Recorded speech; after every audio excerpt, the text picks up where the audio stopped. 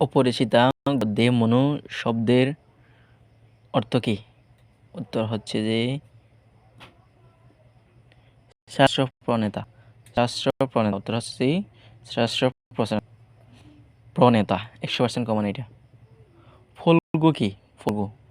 ফল্গু হচ্ছে অন্তঃসলিলা নদী। ফল্গু কি? ফল্গু হচ্ছে কি অন্তঃসলিলা নদী। 3 নম্বর কোশ্চেনটা দেখো, অপরিচিত গল্পে প্রদোষ শব্দের অর্থ কি? অপরিচিত গল্পে প্রদোষ শব্দের অর্থ কি? ঘ নাম্বার, উত্তর হচ্ছে কি সন্ধ্যা। উত্তর হচ্ছে কি সন্ধ্যা। উত্তর হচ্ছে অপরিচিত গল্পে প্রদোষ অর্থ হচ্ছে কি সন্ধ্যা।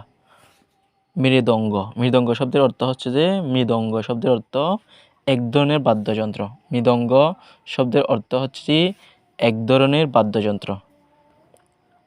উৎসঙ্গ শব্দের অর্থ হচ্ছে কি উৎসর্গ। উৎসঙ্গ শব্দের অর্থ হচ্ছে কি উৎসর্গ।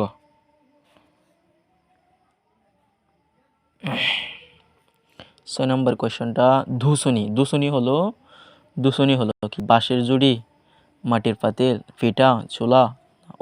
কোয়েশ্চনের উত্তরটা হচ্ছে কি বাঁশের জুলি। দূষণী অর্থ হলো বাঁশের জুলি। 7 নম্বর কোয়েশ্চন হচ্ছে যে কি মালু শব্দের অর্থ কি? মালু শব্দের অর্থ হচ্ছে যে কি সাপের ওজা, অর্থাৎ ওই যে সাপের ওজা।